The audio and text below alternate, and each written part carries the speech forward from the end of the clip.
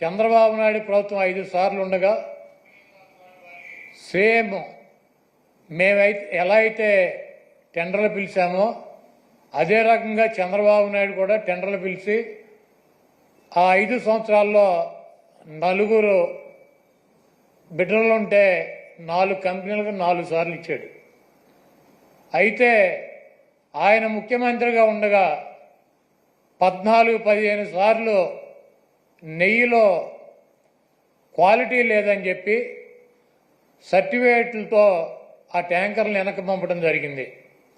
ఆ తర్వాత వైఎస్ఆర్ కాంగ్రెస్ ప్రభుత్వం వచ్చిన తర్వాత అక్కడ గతంలో ఏ రకంగా టెండర్లు పిలిచారో ఏ రకంగా కేటాయింపులు చేశారో అదే రకంగా మా ప్రభుత్వం కూడా కేటాయింపులు చేసింది. 18 సార్లు జగన్మోహన్ రెడ్డి గారు ముఖ్యమంత్రిగా ఉండగా ఈ నెయ్యిలో క్వాలిటీ లేదని చెప్పి దాన్ని వెనక్కి పంపడం జరిగింది. ప్రతి వెహికల్ని తిరుమల తిరుపతి దేవస్థానానికి వచ్చేటువంటి ప్రతి దాన్ని కూడా ఇన్స్పెక్షన్ చేసి దాంట్లో లోపాలు ఉంటే దాన్ని వెనక్కి పంపించి అది వాళ్ళకి కావలసినట్టు ఉంటేనే అక్కడ దించుకునేటువంటి పరిస్థితి ఉంటుంది.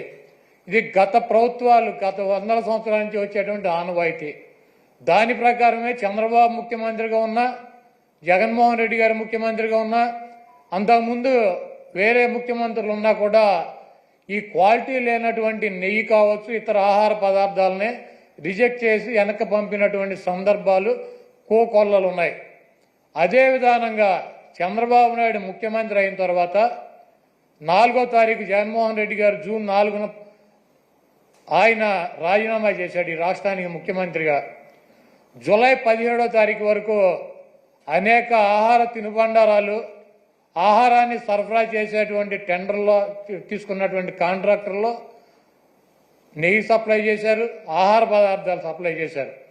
వాటిల్లో చంద్రబాబు ముఖ్యమంత్రిగా ఉండగా 17వ తారీఖున వచ్చినటువంటి ఒక ట్యాంకర్లో వాళ్ళకి కావాల్సినటువంటి మెజర్మెంట్స్లో లేదు నెయ్యి, కాబట్టి మేము దీన్ని రిజెక్ట్ చేస్తున్నాం అని చెప్పి దాన్ని వెనక పంపడం జరిగింది. ఆ నెయ్యిని వాడల గతంలో కూడా రిజెక్ట్ చేసి 18 సార్లు పంపించే ఎటువంటి నెయ్యిలు వస్తాయి. ఎప్పుడూ కూడా క్వాలిటీ లేనటువంటి నెయ్యి కానీ నూనె కానీ ఎటువంటి ఆహార పదార్థాలు తిరుమల తిరుపతి దేవస్థానంలో వాడినటువంటి పరిస్థితి లేదు. 17వ తారీఖున జూలై 17వ తారీఖున ఏం ఫస్ట్ టైం కాదు రిజెక్ట్ అవటం, కొన్ని 100ల సార్లు రిజెక్ట్ అయినాయి అదే తిరుమల తిరుపతి దేవస్థానంలో. దానిని చంద్రబాబు నాయుడు రాజకీయ లబ్ధి కోసం జంతువుల కొవ్వు కలిసింది, ఆ కొవ్వుతో లడ్డూలు తయారు చేశారు, వాటిని ప్రసాదాలుగా భక్తులకు ఇచ్చారు. ఈ దేశంలో ఉన్నటువంటి వెంకటేశ్వర స్వామి భక్తులు తిరుపతి వెళ్ళినాళ్ళు లేకపోతే ఎవరైనా నాబోటాళ్ళు వెళ్ళి లడ్డు తీసుకొచ్చి 10 మందికి పంచి పెడతారు. వీళ్ళంతా కూడా అపవిత్రమైనటువంటి ప్రసాదాన్ని తీసుకున్నారు. కాబట్టి జగన్మోహన్ రెడ్డిని శిక్షించాలి అని చెప్పి చంద్రబాబు నాయుడు రాజకీయ ప్రయోజనాలు ఆశించి సొంత మామనే రాజకీయాల కోసం పదవి కోసం పార్టీ కోసం దిగజార్చి ఆయన మీద ఏ రకమైతే నిందలేసి ఆ పార్టీని తీసుకున్నాడో రాజకీయ లబ్ధి కోసం, అదేవిధంగా జగన్మోహన్ రెడ్డి గారు ఇబ్బంది పెట్టాలి రాజకీయంగా అని చెప్పి ప్రత్యక్షంగా కలియుగ దైవమైనటువంటి వెంకటేశ్వర స్వామినే ఆయన ప్రసాదాన్నే రాజకీయాల్లోకి లాక్కొచ్చేసినటువంటి దుర్మార్గమైనటువంటి వ్యక్తి చంద్రబాబు నాయుడు.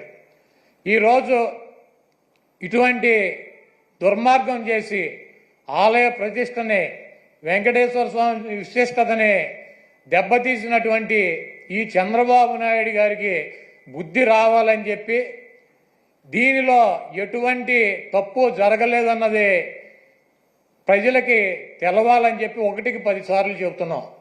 ఎందుకంటే ఆ ప్రసాదం సేవించినటువంటి ఏ భక్తుడు కూడా కల్తీ ప్రసాదాన్ని తీసుకోవాలా, అక్కడ రిజెక్ట్ అవుతుంది.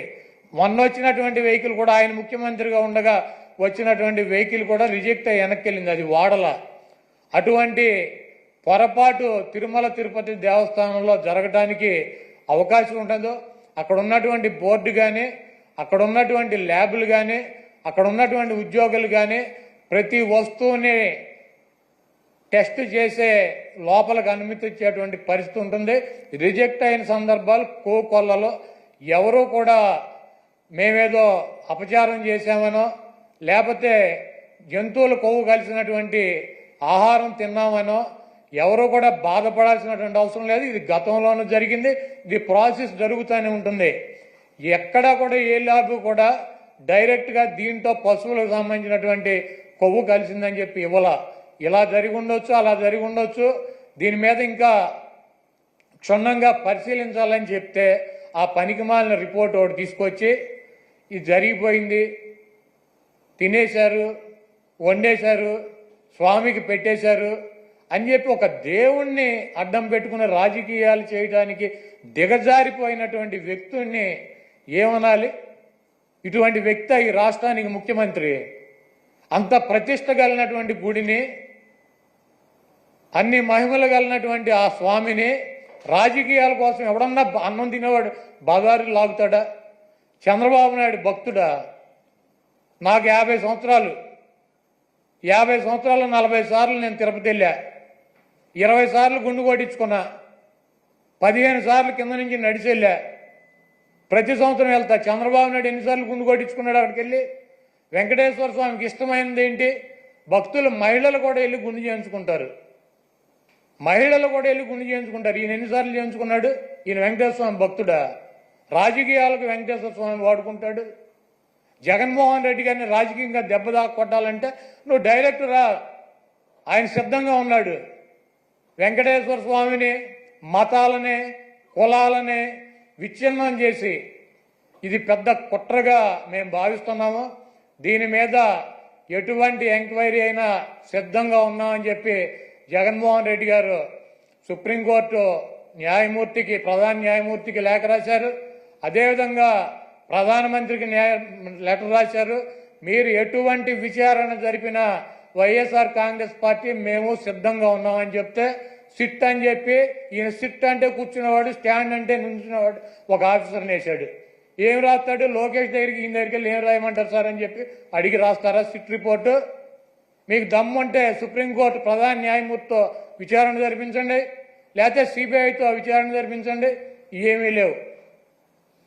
సిట్ అంటే కూర్చునేవాడు, ఈయన కూర్చోమంటే కూర్చునే సిట్ అనే ఒక పోలీస్ ఆఫీసర్ని వేసి విచారణ జరిపిస్తాడంట. ఇంకా పైన చెబుతాడు మక్కిలు ఇరక్కొడతా. ఎవడ మక్కిలు ఇరక్కొడతాడు? కాకినాడ ఎమ్మెల్యే ఒక ఎస్సీ ఒక కాలేజీ ప్రొఫెసర్ని మక్కిలు ఇరక్కొట్టాడు. నువ్వేం చేసావు? ఆ ఎమ్మెల్యే మక్కిలు ఇరక్కొట్టావా?